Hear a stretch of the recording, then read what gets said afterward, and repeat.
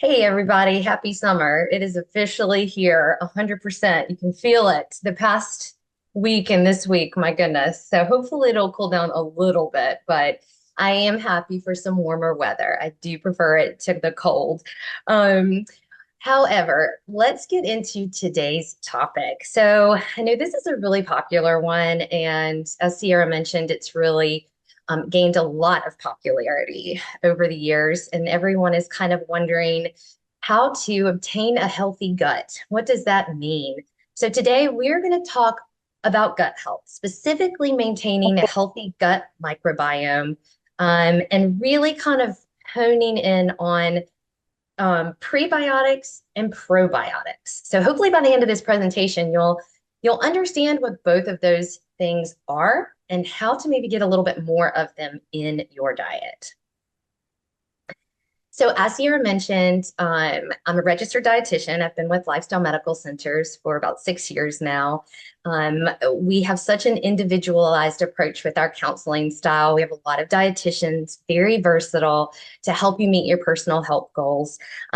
We are in network with Blue Cross Blue Shield. We do offer virtual and in person at this point. So if you've been thinking about it, you've been doing these lunch and learns for a while, and you've been thinking about, hey, I would love to maybe take that next step, please give our office a call. We would love to chat with you more about that.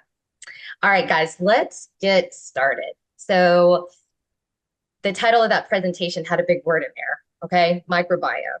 Maybe you've heard this, maybe you're not quite sure exactly what that means, what that is. So let's talk about that really quickly. So your microbiome is basically a collection of all microbes, things like bacteria, fungi, viruses, even their genes. It can get very complicated when you start talking about it like that. But they naturally live on our bodies, but of course they live inside of our bodies as well, specifically in our gut. Maybe you guys didn't realize this, but 99% of the bacteria in our body is actually really good for us. And one thing that I'm hopeful after, this presentation, like I was saying before, is that you really understand how to improve that balance of good bacteria in your gut. And, there's things we have control over, there's things that we don't. So we're going to really hone in on those things that we do have control over when it comes to making those changes. This is always very fascinating to me. And maybe you guys have heard this before, maybe not, but everyone's microbiome is completely unique to them. All of the different bacteria and microbes that live inside of us, it's not just, it's very individualized, right? So we don't all have the same makeup. And a baby's first exposure to bacteria and how that is basically determined, what you start off with in life, occurs during childbirth. So the genetic side of things plays a big role. What else determines kind of how our microbiome is made up of? There's, of course, diet and lifestyle. That's a big one. We're going to talk about that today. That's what we have control over, right? The genetic side of things, we don't have control over. Other things that can kind of affect it are just the environment in which you live in. That can play a role for individuals. Also medications. There's different factors, yes, but today we're really going to focus on the diet and lifestyle part of things. Okay, so let's talk briefly about what role the microbiome plays. All right, so it does a lot of different things. And again, it could be broken up into, I think, 1,000 different presentations. I'm going to try to just keep it as simple as possible here. But I just think that it's important that you understand the type of role that this microbiome plays and how important it is for us to take care of it. The first thing that it does is it helps with digestion and nutrient absorption. So essentially, this good bacteria that lives inside of you helps with the production of these enzymes, which are responsible for breaking down food, helps with the digestion of the food. And then it helps to release these nutrients within the bloodstream, which is what's the responsibility of aiding with the absorption of those nutrients. So of course, that's a big deal. And it's important that we are aware that there's certain foods we can eat that really help to promote that good bacteria, which we'll talk about in just a second. Immune system regulation, protection against pathogens. Essentially, this good bacteria helps with the prevention of the buildup of harmful substances, which can, in turn, when our body is allowing these harmful substances to get into our bloodstream, that's what can basically turn into certain disorders such as allergies, autoimmune diseases, just overall inflammation. And we'll talk a little bit about the connection between gut imbalance or microbe imbalance and disease and chronic conditions in just a second. But essentially, having that good balance of healthy gut bacteria is protecting you from that.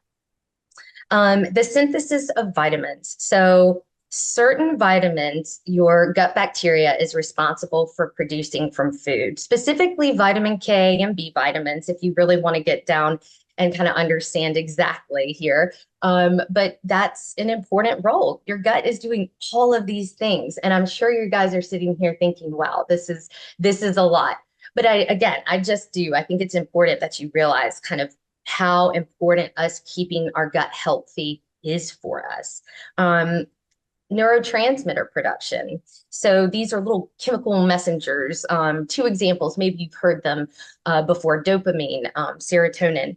These are really important for mood regulation, just general behavior and mood disorders. Our good bacteria is responsible for producing these. And so we need these neurotransmitters to help keep our mental health where we would like it to be, and our mood regulated.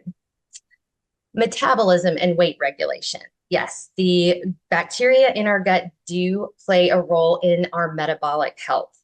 There is a really interesting documentary that's out right now, and maybe you guys have heard of it, maybe not, but I highly recommend it. It's just a little over an hour. It's called Hack Your Health. It's on Netflix.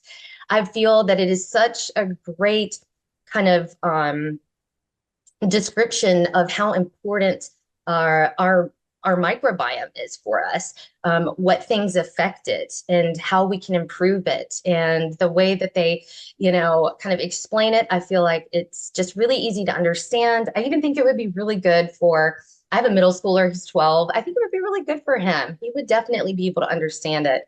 But anyway, one thing that kind of stands out, and I'll mention it again in this presentation, one thing that stood out to me is just one of the most important things that you can do for yourself is to have a variety of these types of helpful foods in your diet.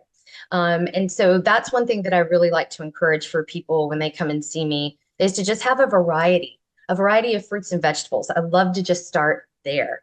They specifically mention at least 20 different types of fruits and vegetables within a week. And I get that might sound like a lot. And even to my ears, I was like, oh my, do I do that? But when you start jotting down things that you eat throughout the week, you probably are doing better than you think.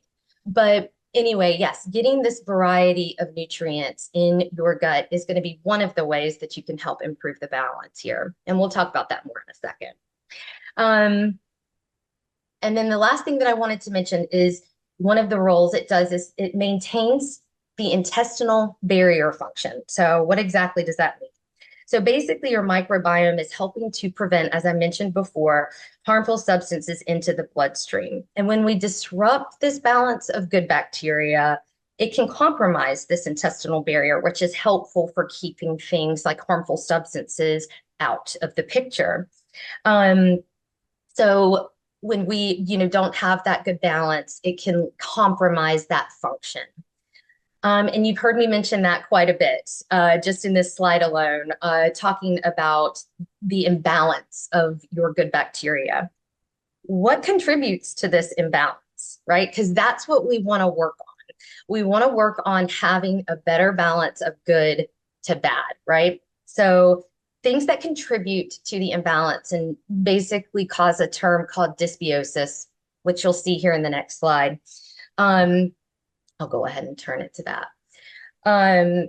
Things like your diet being high in sugar, high in processed sugars, I should elaborate, high in saturated fat, high in sodium.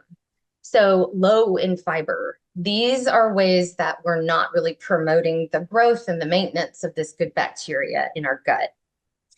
Medications, sometimes we have control over medications, sometimes not. So that's one of those things where I say, look, we have to kind of feel out what's medically necessary. But I always challenge people to talk to your doctors about the necessity of certain medications. Are there alternatives? And kind of going over what that might look like for you down the road. Are there any ways that we can kind of in the back of your head, hey, I don't want to be on this long term. What are some things that I can do otherwise? And sometimes you don't have control over that, right? But it is a conversation that you have. Stress, lack of sleep, lack of exercise, these are all things that are contributing to that dysbiosis or that imbalance of your gut microbiome. And in turn, we're seeing this link between the imbalance of our gut microbiome and these disease and chronic conditions you see on this slide. So things like IBS, inflammatory bowel disease, which Crohn's disease would be an example of that. Maybe you guys have heard of that. Type 2 diabetes, obesity, anxiety, depression. I was just speaking on these neurotransmitters that are so important for mood regulation and how our gut bacteria is responsible for that, for the production of those.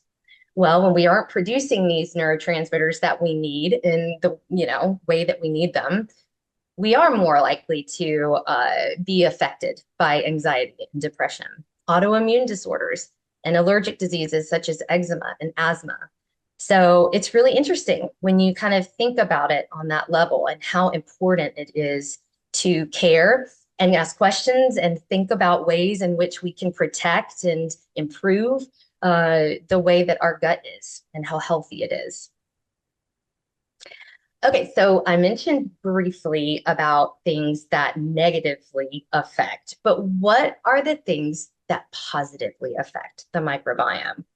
This is what we're able to have more control over. So let's start there, okay? The first two things under dietary changes, that's what we're going to talk more about today. So we're going to specifically talk about fiber from prebiotic-rich foods. So the best way that I can explain prebiotics versus probiotics. Probiotics are the actual bacteria. These are the good guys. These are the things that are doing all of the work, and they're really important that we're having them, that we're getting these into our body, okay? The prebiotics is the food, the nourishment to keep these probiotics happy. And when we, keep them happy, they live more abundantly in our gut. So we need a combination of prebiotic and probiotic-rich foods. So when we think about these dietary changes that we can start doing, well, let's talk about fiber first. Let's talk about these prebiotic-rich foods. So these are foods like fruits and vegetables, beans, other legumes, nuts and seeds, certain grains, whole grains. These are these non-digestible fibers that feed that good bacteria. And we're going to get into details of exactly examples here of these prebiotic-rich foods. And then, of course, today I'm making a prebiotic salad so you guys can see a way to get in 3 or 4, I believe, different prebiotic-rich fibers just in one meal. All right. So adding more of those into your diet is a great first start. And then getting in fermented foods. This one I get can be a little bit trickier because maybe we don't love fermented foods. Maybe we don't like, maybe we don't eat dairy. Maybe we don't like yogurt. There could be a lot of maybe setbacks for some people when it comes to the probiotic rich foods. But finding a way to get some of these healthy gut bacteria into your body on a regular basis is really important. And maybe there are some things you've not tried before. Maybe there's some sneaky ways we can get it in there. Try to help people with stuff like that. Supplements we'll talk about at the end. I'm sure that might be, lots of questions around that. I'm not really going to go too in depth with supplements today. But I will go into a little bit of detail at the end on that. I definitely promote food first. Okay. Maybe you guys have gathered that from listening to my presentations over the years. I certainly always want to promote food first. It is the most effective way to get these into your gut, in the best way possible. And then also limiting those foods that are negatively affecting that microbiome. So it's mostly going to be those processed food guys. And I mean, I get it. I talk to people about stuff like this all of the time. It isn't about completely never eating a processed food again. That is very unrealistic. However, I love to talk to people about ways in which we can add things to our day versus constantly thinking about, oh, well, I got to take that away. I got to take that away. I can't do that anymore. Forget this. You know, that just feels very isolating. It feels overwhelming. It feels kind of just annoying. I don't know. There's a lot of emotions I'm sure you feel about things like that, taking away foods and things that you actually do really enjoy. You don't want to cut them out completely, but I do think that we need to be really intentional about what we can add to the picture. What are some things that we just feel like, oh, I don't like that. I'm never going to eat that. Well, is there a way that you've never tried it before? Could we try to feel that out? So I try to help people to be creative with things because I think it's just about that. It's about figuring out fun ways of eating some of these foods and exploring foods that maybe you've just not thought about before. Maybe you guys are hearing, you'll hear foods, me list them off in a second. Maybe you've never even tried them, never even thought about trying them. Well, that's why I'm here to help encourage that, right? So yeah, dietary changes is a big, big one because we do have control over that. We do have control over managing our stress. So chronic stress is very debilitating, and it's something that affects, I bet, every one of us in some way, some part of our lives, in some part of our lives. Basically, working on stress reducing strategies. These are things that we do help with at Lifestyle.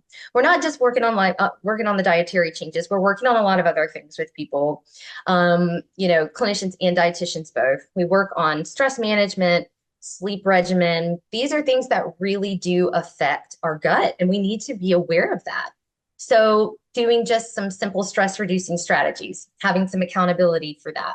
There's lots of other ways that you can manage stress, but figuring out what works best for you, because everyone has something that they may connect with when it comes to stress management strategies. So we like to explore that with people for sure in your consultations and in your visits with us. Getting adequate sleep. We do have control over this, but in some periods of life, we don't have as much, right? So I get it. It just kind of ebbs and flows throughout our life, how well we're sleeping. But I just challenge people to say, okay, there's probably one or two ways that we can work on better sleep hygiene. What can that be? Is that turning the screens off, 15 to 20 minutes earlier than we normally do? Maybe trying to read before bed. Lots of different things. So we work with people on that too. Regular exercise. We talk about exercise a lot. We want people to understand that the importance of having just exercise alone for helping with sleep and stress. That is something that is a thing. They're all connected, these changes that we're making.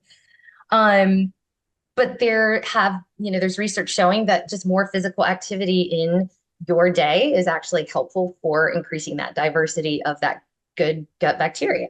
So it's doing a lot of different things. So I do encourage people to be thinking about these different lifestyle changes that they can start with, and just little small goals. You don't have to change everything overnight. Something little that you can work on in these different categories. Adequate hydration. Hydration is essential for just adequate digestion. And so, of course, digestion and our gut health, right? They're very connected. And so making sure that you're, always I constantly have my water bottle. And I was laughing with someone the other day because it's really bright. It's bright green. I see it everywhere. Where's my water bottle? Well, there it is. It's very noticeable. And that really helps me. It's finding these little tricks that really help you with some of these changes. I like doing that with people. I think that's a fun thing to try to help people with. Um, Limiting alcohol, maybe if you're a smoker and you're thinking about quitting smoking, and that's something that you want some accountability with. And just, you've probably heard this, but just the overuse of antibacterial products is actually not helpful for keeping our good bacteria on our skin as prevalent. And so that's something that, you can kind of work towards too. We probably did a lot of damage during those COVID years, didn't we? But that was necessary. I feel like we definitely needed that. Um, anyway, so those are some things to think through when we're working on positive ways of helping with our microbiome diversity. Okay, we are going to get into a discussion on prebiotics and probiotics next. All right, guys. So maybe you've heard these terms before, but maybe you're kind of like, I still don't really understand this. Like I said, prebiotics, if you can really just think of it as these are fiber-rich food sources that help feed our good bacteria. Okay, so think of it as the food. They stimulate the growth and the activity of that good bacteria. And some ways that they help maintain a healthy gut is by promoting that beneficial bacteria, of course. They help to control inflammation, as we kind of talked about that briefly there at the beginning. I also mentioned just aiding with nutrient absorption in the gut, how important that is. They help regulate blood sugar, create less blood sugar spikes. So when you saw that list of chronic conditions and diseases, you saw type 2 diabetes on there. So when we don't eat a lot of fiber in our diet, and also eating lots of processed foods and high sugar foods over time, that can certainly lead to a chronic condition like type 2 diabetes. So eating more of these beneficial bacteria, or excuse me, more of these beneficial fibers, that's really going to be helpful. So you've heard me talk about fiber before in general. I did a presentation on that months back. But fiber is basically going to just slow down the digestion of the carbohydrate. Okay. And so it's really important to have that into the foods that you're eating, especially if you are sensitive to blood sugar spikes. If you have any type of insulin resistance, or you have prediabetes or diabetes, these are foods that I'm highly encouraging these individuals, as well as everyone. Everyone, no matter what, if you have diabetes or you don't, I would want you to be eating fiber on a regular basis. It can even help with bone health, as these fiber-rich foods can aid with calcium absorption. So lots of good things going on here just by eating more fruits and vegetables. All right. So let's talk about probiotics, and then we'll get into some examples of both of these. So again, probiotics, as I've already mentioned, are those live microorganisms. They're found in fermented foods specifically, and when administered, will help with the addition of healthy gut bacteria. All right. So these foods, and they overlap, right? Like prebiotics and probiotics overlap ways in which they help the gut. But probiotics can be really helpful with improving digestion, enhancing your immune function, also reducing inflammation. They can be very helpful for the prevention and treatment of diarrhea, especially post-antibiotics. You guys have probably heard this before.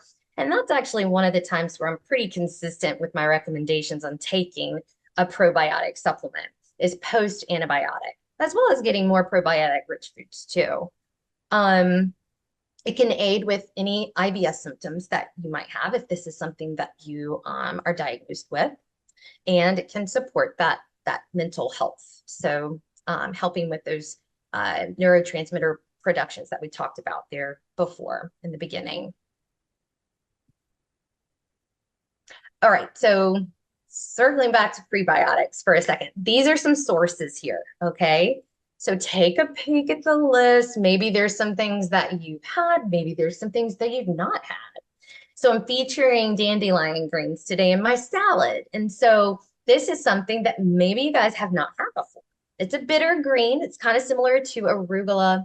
But when paired with the proper types of foods, kind of like arugula, when you pair it with certain things, it really does kind of help balance out that bitterness with some of the other flavors that are involved. So if you've never tried dandelion greens, I of course would love for you to try those out with this recipe that I have today. Garlic. So maybe you guys are like, yes, I definitely do garlic. I love garlic. You could put garlic on anything, right? Lots of garlic today with the dressing that I'm making.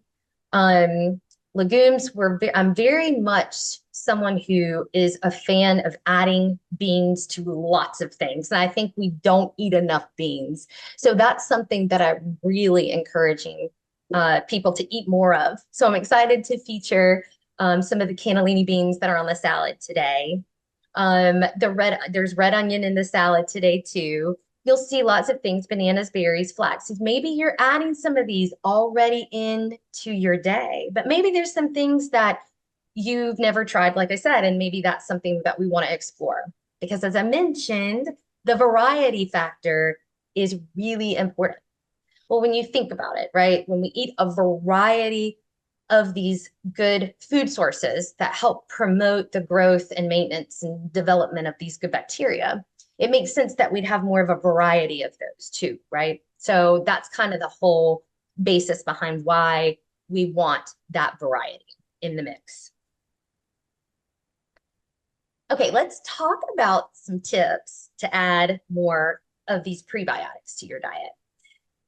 First thing that when someone comes and sees me for the first time, one of the first things that I like to ask them is, are they eating fruits and vegetables? I know that it's very popular to come see a dietitian and all you do is talk about counting calories, tracking macros, and all of that. And sometimes that maybe has a time and a place, right? But I feel there's not a whole lot of connection, in my opinion, to just doing that, right? So we need to talk about specifics. And one of the things that I want to know about is how many fruits and vegetables you're eating. So I'm very realistic too with expectations. I'm not a drill sergeant. I am not a food police. I am someone that's just trying to help you. I'm trying to get you to connect with these changes because if you don't connect with them, you're not going to continue them, right? So adding more fruits and vegetables to your diet is number one. Of course, other high fiber foods, these prebiotic fibers that I just showed you a list of, beans, whole grains, those types of things. Yes, I want to challenge you to add some more of those too. But simply just having variety in your fruits and vegetables could be a good challenge. And I want to challenge you guys today to leave here and look and see what your variety is with fruits and vegetables. Okay. Look at a list. We have a good grocery list that I could share with you guys as I'm sitting here thinking through that. I love it for the fact that you can look at vegetables, look at fruits, and you just see a big list of them. And you know how it goes when you get in that rut of making your grocery list or going to the grocery store, you get the same 3 or 4 things. You just rotate through them. I'm very guilty of this. So it's really helpful for me to see a big list also. So I will pass that along and get that sent out to you guys. So making a little mental note, writing that down also. Anyway, I challenge you to maybe try 1 or 2 new things that you haven't had in a while. This is a really fun time of year to do it too, because it's fun to go to the farmer's market. It's just, there's lots of things in season that maybe you haven't had in a while. So I think that could be really fun. Work up to that challenge of trying to strive for 20 different types of fruits and vegetables in a week. I bet you could do it. I do. But I think you have to start where you're at and work slowly up to that too.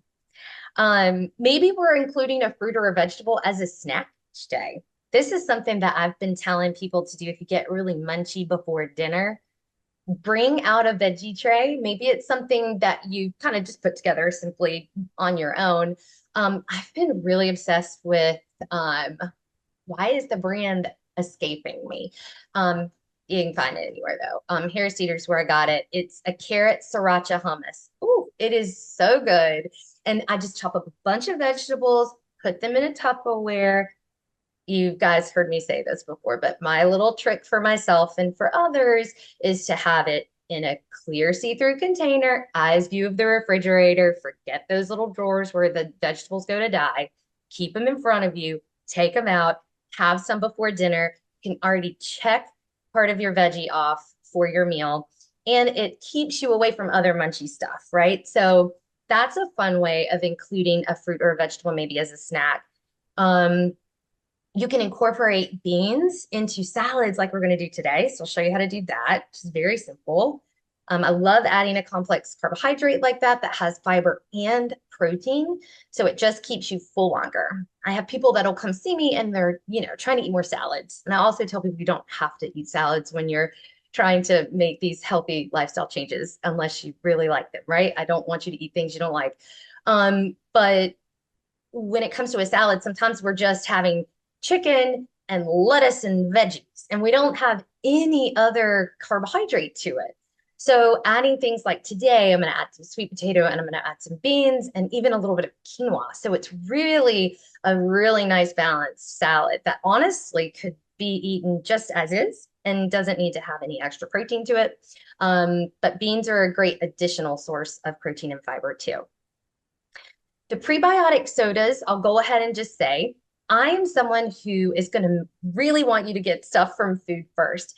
These are kind of nice though, if you're a soda gal or guy, right? So it really can be a lower sugar alternative, and it's certainly not going to be this magic fix.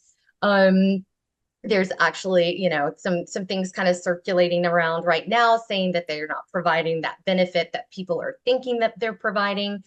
And it kind of makes sense, right? It's kind of like this quick fix thing where we have this prebiotic soda every day and we don't have to do anything else, right? So there's that. It's really important that you're focused on getting these good prebiotic fiber sources from food. That's where I want you to go first. And then, hey, add a lower sugar soda alternative like one of these prebiotic sodas on the side to maybe help with that carbonation fix, or, to get you away from the sugary soda. Okay, so let's talk about probiotics, as I know this one can be a little bit trickier for people to get in. Yogurt, of course, that's a really great one. Yogurt can be tricky though. So I talk to people about sugar because when we have a lot of added sugars, it can kind of do um, the reverse of what we want it to do. We're still getting probiotics, but we're also getting added sugars. So we want to be mindful of that because there's so many different types of yogurts out there, right? Kefir is a probiotic rich fermented milk. And so I think that this is great just kind of as an addition to a smoothie. So I feel like if you've never tried it before, that would be a really good place to try it. You guys have probably heard of kombucha. Kombucha is a fermented carbonated beverage, and there's lots of different flavors. It can definitely have a lot of sugar to it, so you do need to be careful with that. One thing that I do tell people though is having just a little bit, 4 ounces, 5 ounces in a day can be helpful alongside some other probiotic rich foods. And yeah, maybe we're just kind of looking at the added sugars, and if we're really not getting a lot of added sugars from other places, maybe that's okay then, right? So I think it's just about understanding that that can be a beverage that has a little bit more sugar associated with it. Sauerkraut and kimchi, these are, I think an acquired taste for some people. I get for some, they're like, that is a no, I'm not doing that. Get that. Miso, maybe you've had miso soup. People might like that. Tempeh. These are things that, again, you don't know you don't like it unless you try it, right? So I just challenge you guys to kind of try 1 or 2 new things after this presentation. Tips on adding some more probiotics to your diet. So adding that Greek yogurt for breakfast or a snack. I love yogurt in the afternoon. I think it has a great balance of protein and carbohydrate. You've probably heard that term, afternoon slump. It is a thing. Our blood sugars start to dip in the afternoon. We've been awake for a really long period of time. We have a couple hours left of work. We're mentally drained. There's a lot of reasons why we kind of start to think about sugar and start to think about, cravings kind of peak in or creep in. So I usually recommend a yogurt with maybe some nuts, maybe a little fruit. I feel like it's a great blood sugar balancing snack, high protein, and a way to add some probiotics to your day. Adding that kefir to smoothies, that could be something that you give a go. Maybe we experiment with fermented foods like those pickled veggies. Um, Having kimchi is kind of fun. I love it. Like little stir fry, maybe you throw it on a salad. I again just exploring these flavors.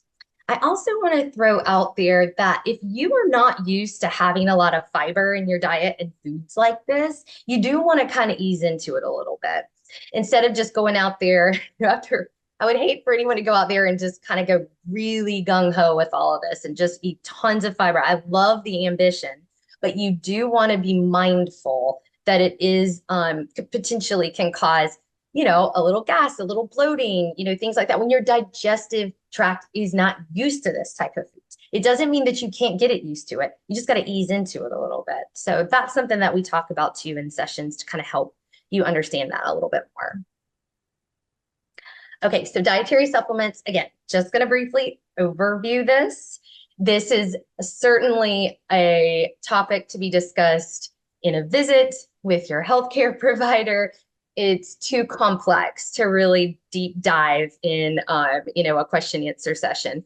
However, when it comes to the pros of them, we definitely have a time and a place where, or I do, I have a time and a place when I recommend them. And we have dietitians that we work with that work at Lifestyle that are really knowledgeable about these types of supplements. However, I usually will recommend that people kind of seek food out first. That's just my personal preference.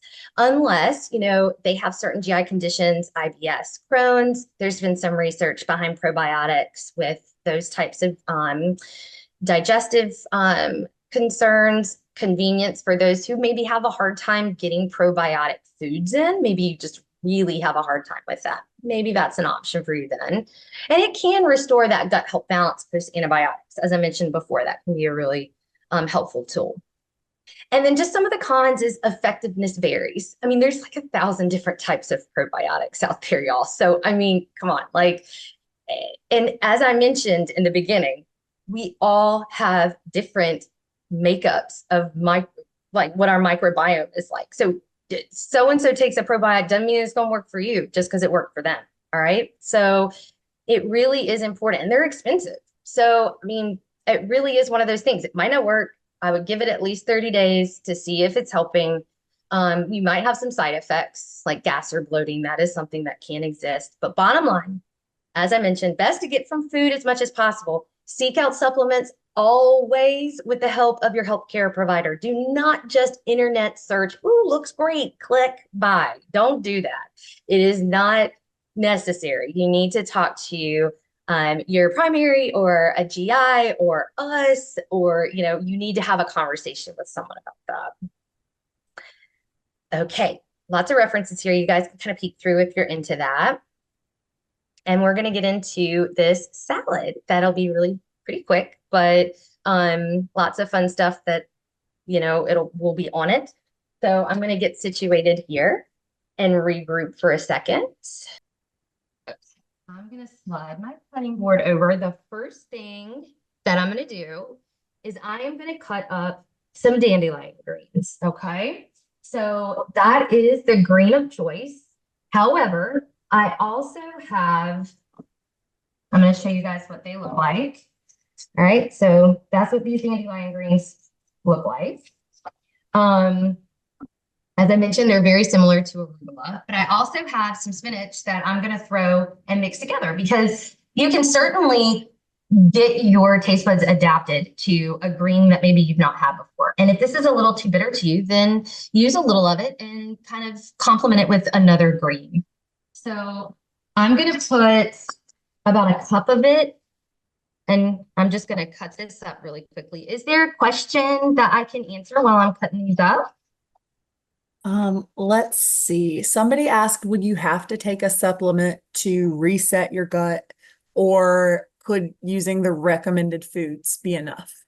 You could, so And resetting the gut is a very popular term. But yes, you know, the right prescription here of food to supplement ratio, I mean, I can't really give that exactly. But I would say if anyone is trying to just improve their gut health, I would really push food first and see if we're noticing some, some positive symptoms that are occurring. Digestion is better, feeling less bloated. It might be a conversation about certain things that they're experiencing to kind of have a comparison to how they're feeling, a few weeks later. A lot of people might say they feel and they have more energy. There's lots of things that you might notice just by simply eating healthier foods in your diet. But yes, a supplement may be helpful, but again, it just depends on that person, what they have going on medically. But no, I would not just recommend someone take a probiotic just to take it. I would have them focus on food first, unless there's other things going on. Awesome. Thank you. So a Yeah. couple people are asking, where did you get your dandelion greens? I did get these at Whole Foods, so health food store. So they are kind of a bit more obscure, a little harder to find sometimes. So that is like a pop in maybe for a couple of things. Luckily, if you're someone that doesn't frequent Whole Foods, or maybe we check out a farmer's market, that's kind of what I would recommend.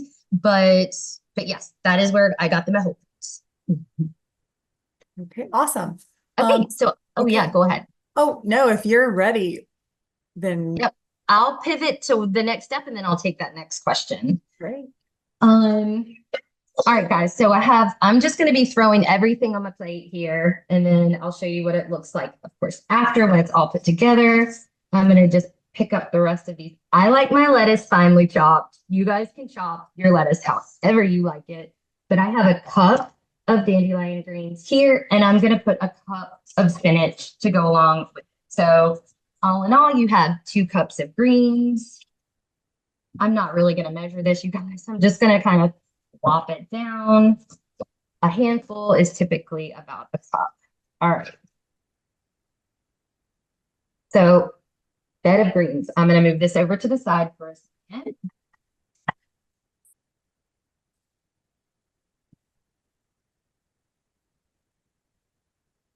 Okay, the next thing we're going to add to this plate is going to be a half a cup of broccoli.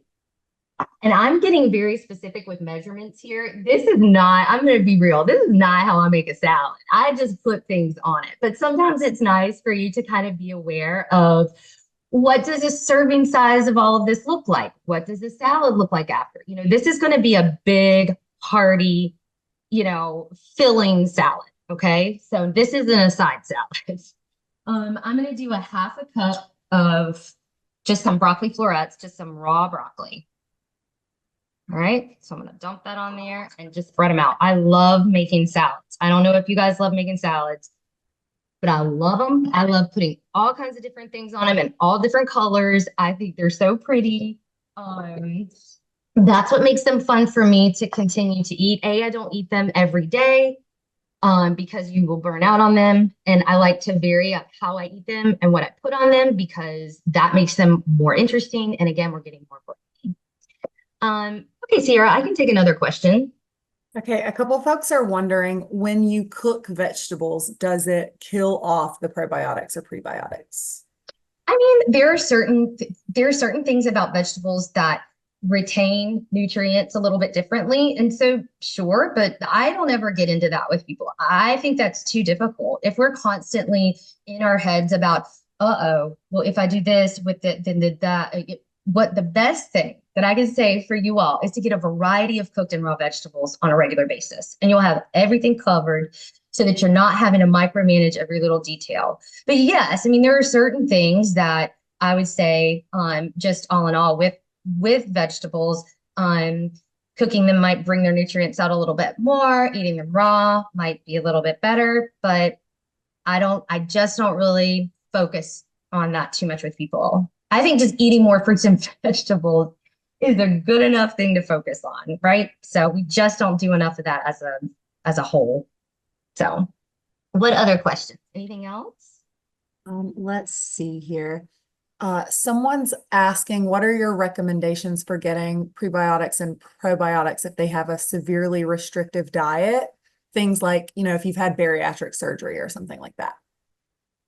Well, I'm going to be honest, that's a pretty individualized question. I mean, that would be something that I would need to talk with this person, hey, what you got going on? What don't you tolerate? Because everybody that's had bariatric surgery doesn't exactly not tolerate foods like someone, everyone's a little bit different. So it sounds like, maybe I encourage you guys, listen, I know you want to get, and I'm happy to help answer a lot of questions during this, but I do think like having a sit down with someone, with a dietitian to really help kind of understand, foods and what would be best for you is really helpful. But yeah, it's really hard to get into that, I think, over this quick demo today.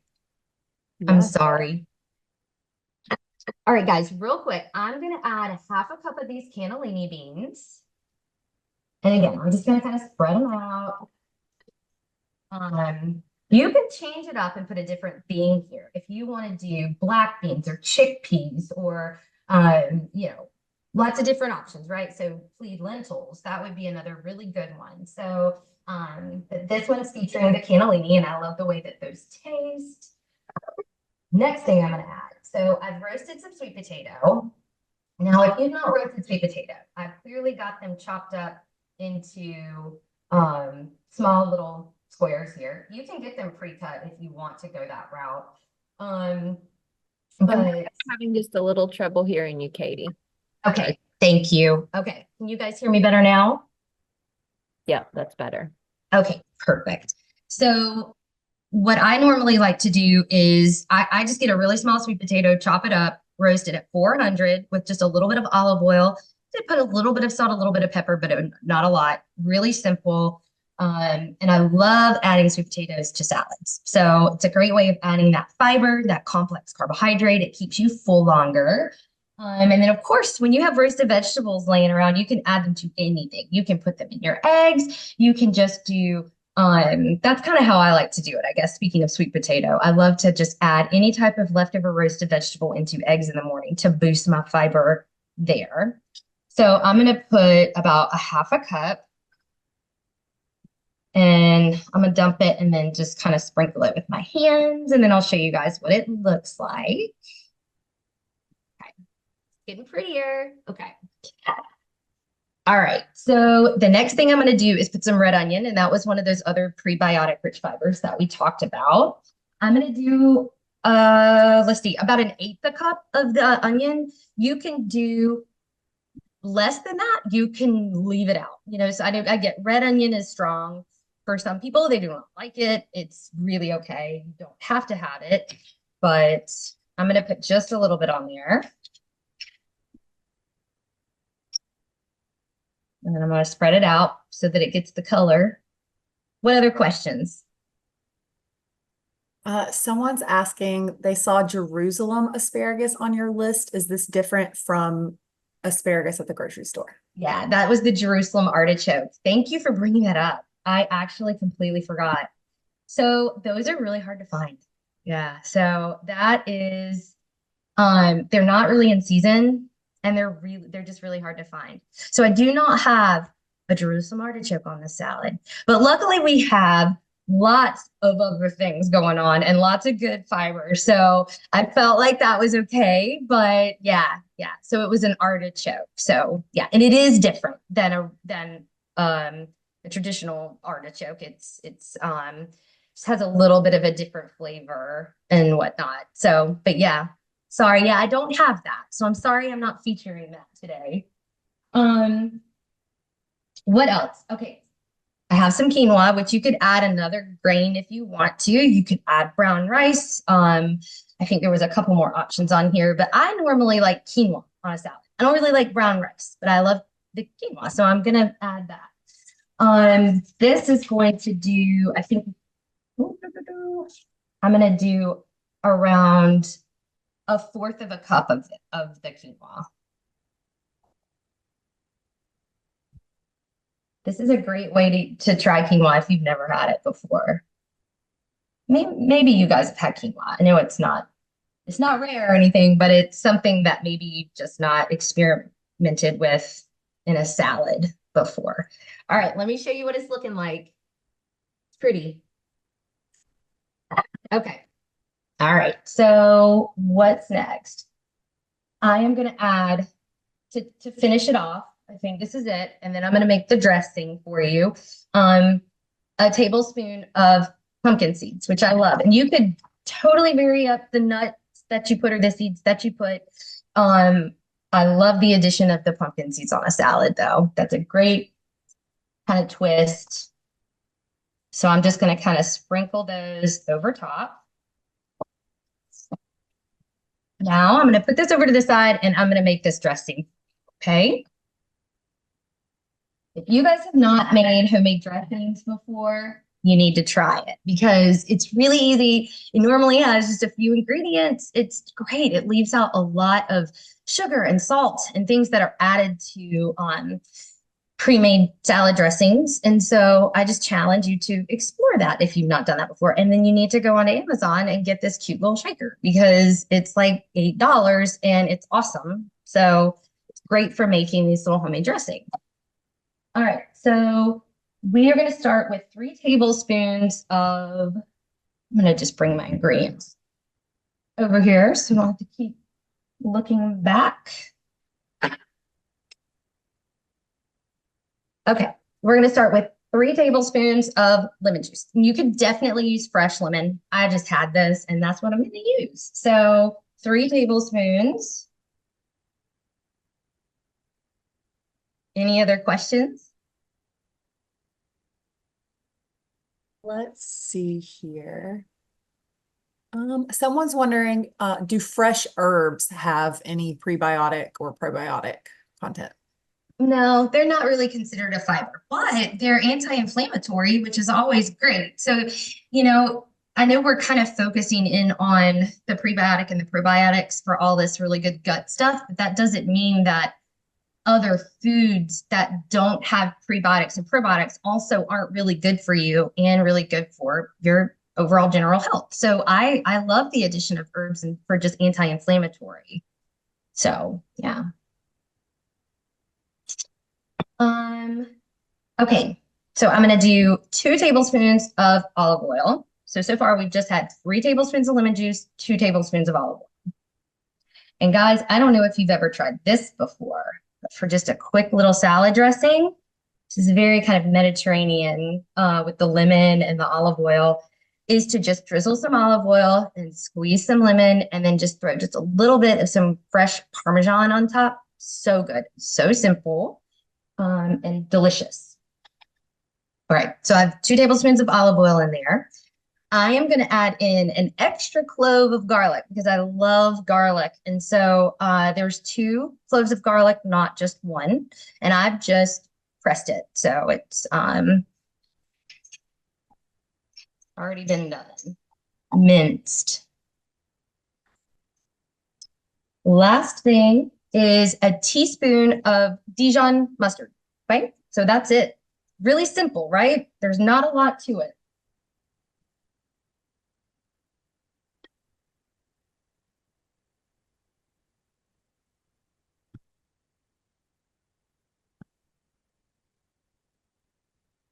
I know y'all can't see my little shaker. I'll show it to you in just a second. All right. Okay.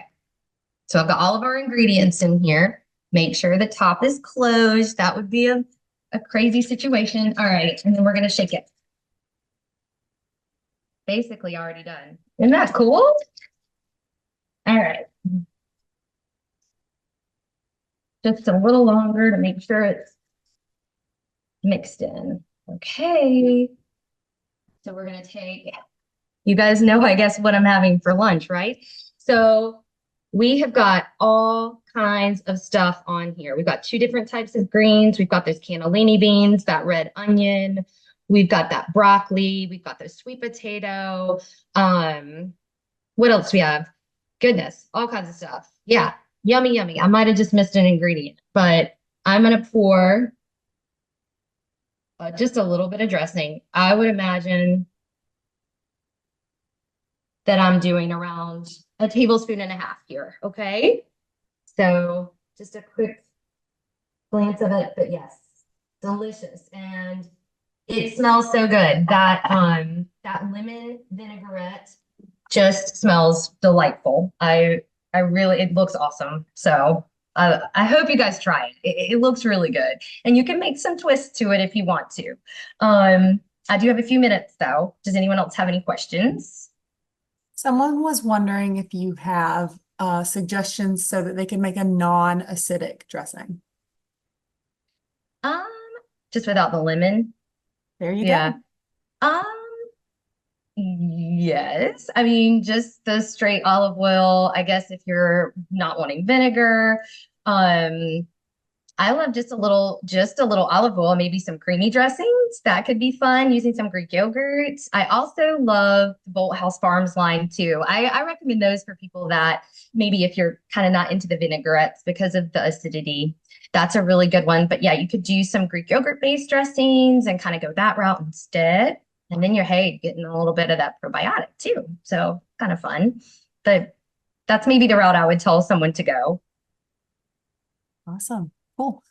Someone's wondering, are certain oils better, like avocado versus olive oil? They're all great for different reasons. So they're all unsaturated, like the two that were just mentioned are unsaturated, and some taste better in different recipes. So for those two specifically, I would recommend olive oil just over a salad and avocado if you're roasting, because avocado oil can maintain a higher temperature without breaking down.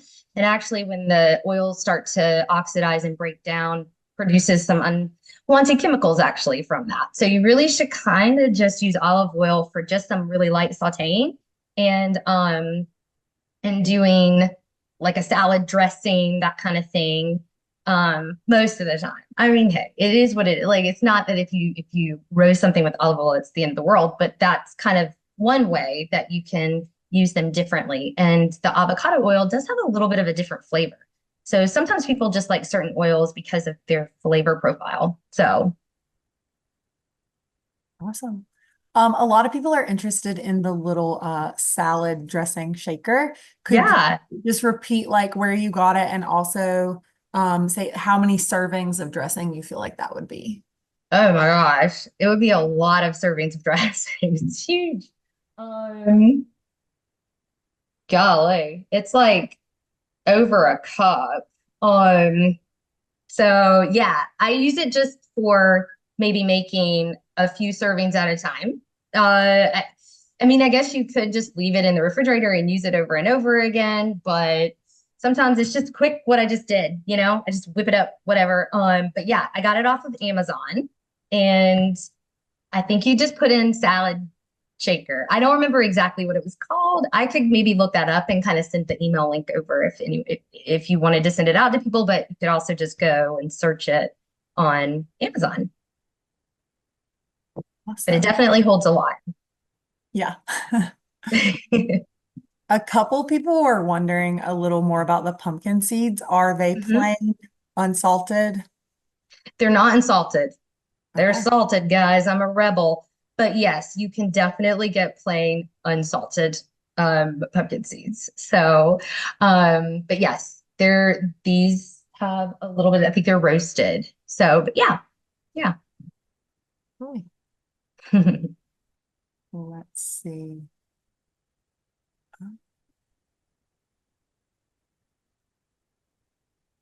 Someone's wondering, does refrigerated minced garlic does it maintain all of the probiotic benefits?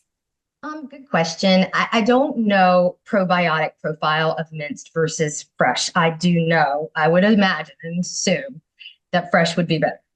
I mean, because it's been processed. So yes, I think processing strips things, strips nutrients, strips benefits. But I get it, minced, pre-minced is so nice and convenient, but I definitely encourage fresh garlic. I for sure. That's kind of so I think it tastes better personally. I always just quickly mince a fresh garlic clove anytime I'm going to use garlic. So All right. Sounds good. Well, we're a couple minutes over. yeah. So I'll go ahead and let you go. Thank you so much Okay. for joining us and sharing today. And thank you all for joining us. Yes, thank you guys. I look forward to seeing everyone in July. Stay cool out there.